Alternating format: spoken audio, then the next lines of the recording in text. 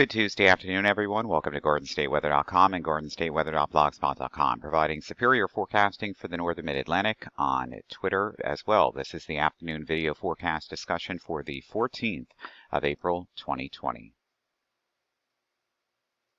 Well, this morning we'll start off with the surface chart here from WeatherONoak.com and Digital Atmosphere Software. Here's our cold front yesterday that came through with 2-3 inches of rain.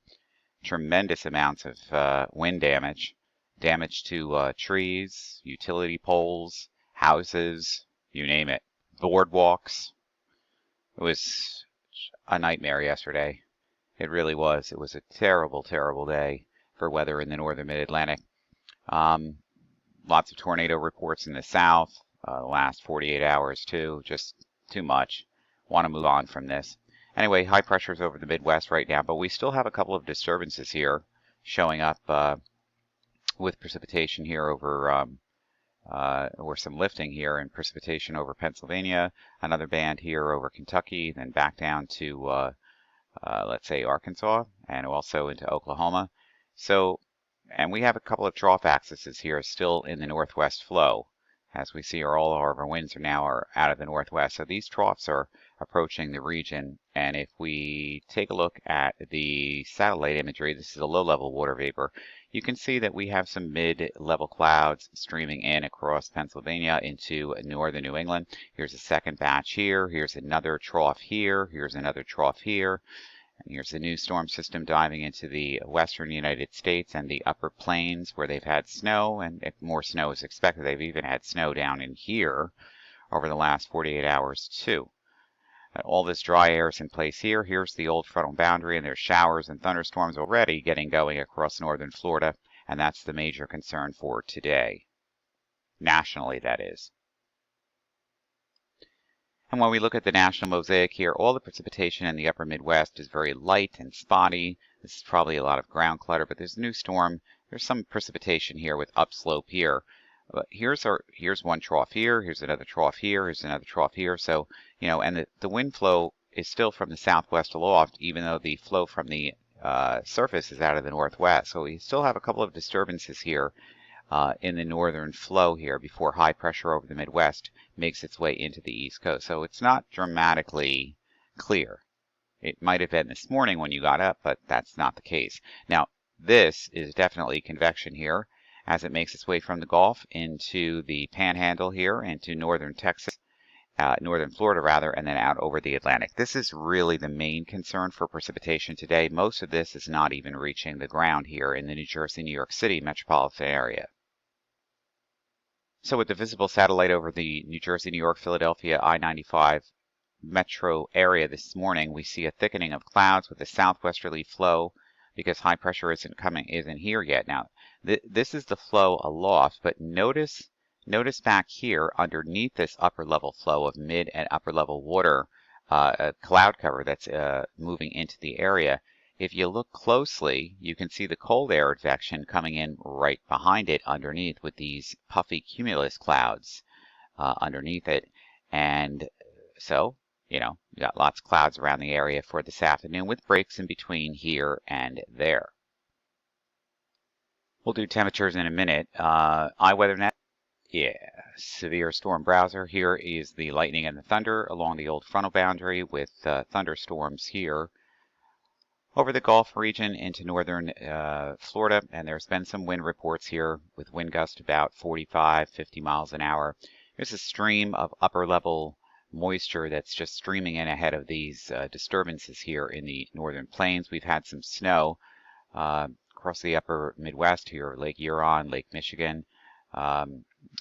Basically, you know, not too impressive here. And of course, we have a lot of snow melt, so we have a lot of flooding ongoing from today. Heavy rain that was occurring earlier this morning, that's now out of here for the most part, not showing that on Doppler radar. And of course, all the snow that fell over portions of southern Wyoming, northern Denver, central Denver here, and this just add up here over the Panhandle of Texas this morning. And over the last 24 hours, there's been several inches of snow in this area. Well, when the sun finally did break out yesterday afternoon, temperatures got into the lower 70s here, but yesterday was not really a good day with all that low cloud cover and heavy rain that came down. It was not good. By the way, we have all the storm reports and everything on our Blogspot site here that we've recorded yesterday. We were so busy in live fashion, also on Facebook and Twitter, that we didn't do a video yesterday, obviously. Temperatures right now at about approaching noontime, still in the upper 40s here across northwestern New Jersey, but they're in the low to the mid 50s basically everywhere else. And if we looked at the wind speeds, they're out of the northwest right now, and they're basically light. There's a couple of wind gusts here, about wind speeds about 10, 15 miles an hour, a little stronger as you reach the coast once again on that northwest flow. And the wind gust, if we showed that, right now they're a little stronger right along the immediate coast again, but they're generally running 10 to 15 to 20 miles an hour. So it's a little gusty out there still. It is. I wouldn't fool you. Let's be honest.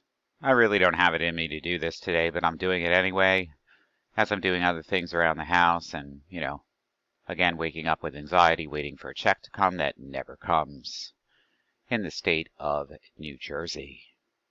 Here's our national temperatures this afternoon approaching, within the last hour, 11 a.m. East Coast time, I guess, or Zulu time if you want that. It's nice and cold here in Canada, as one would expect, also across the upper Midwest, portions of Colorado, also Wyoming and Montana, and eastern northwestern Texas in the Panhandle. Look at how warm it is here in Florida, mid and upper 80s. Ah, God, again, what the hell am I doing here? 24-hour temperature change. This better come up too, because everything is working slow this morning and I'm not in the mood. This is all the cold air over the eastern United States, where temperatures have dropped down some 15, 20 degrees over the southeastern regions of Canada, the northern New England area. It's risen a little bit here in southern Florida. What else is new? That's where everything's great. And temperatures also warming across southwestern Canada into the plains, but it's still, doesn't matter. That's a 24-hour temperature change, but it's still snowed here anyway. 24-hour national precipitation. Look at these amounts here. Juicy. Oh, juicy. 4 or 5 inches of rain here across the southern Appalachians into the southeastern United States. And over the last 168 hours, well, same areas, so wet. So wet. National 24-hour snowfall, here you go. Here you go. Right where we said it was. And up here too, in swaths. But this area here, the best. Okay, let's start off with the national hazards here as of this afternoon. Well, in Maine, northern Maine, of course, there's some flooding here from all the snow melt still going on. So northern Maine has a flood warning in effect, or a flood watch. Either way, it's flooding from the snow. Here, this has been tamed back from this morning, but there's freeze watches here in the Ohio River Valley area into Kentucky, freeze warnings and freeze watches. And of course, look, we still have all of this melting snow here in the upper Midwest and across the Mississippi River Valley from any kind of precipitation or that has fallen over the last several days, and it's still doing the same thing. Here in the Central Plains, we have red flag warnings, okay, for fire danger. And basically in the upper Midwest, we're just minoring out with some winter weather advisories. Nothing major here. National forecast highs for today, again in the low to mid 50s, mid and upper 50s here across New Jersey, 60s, 70s, 80s, 90s in Florida. And it's basically not too shabby, but still quite chilly for this time of the year across the Central Plains, the Rockies, portions of the upper Midwest. Yeah, it's getting nice and toasty here in California. That's nice. Yeah, they've had their share. They'll have their share of more precipitation coming up too. I grant you that. And plenty cold over the northern tier. Over the next 48 hours, we expect an abundance of snow here across Montana, portions of Idaho, Wyoming, and also portions of Utah, and also portions of Colorado, northern Colorado. So there, maybe a little bit of snow here. That's minor out. And of course, across the Great Lakes here, that looks probable to me. Precipitation at 48 hours. Total amount of precipitation. Hello. All right, there we go. Look at the heavy rain across the northern panhandle here and northern portions of Florida.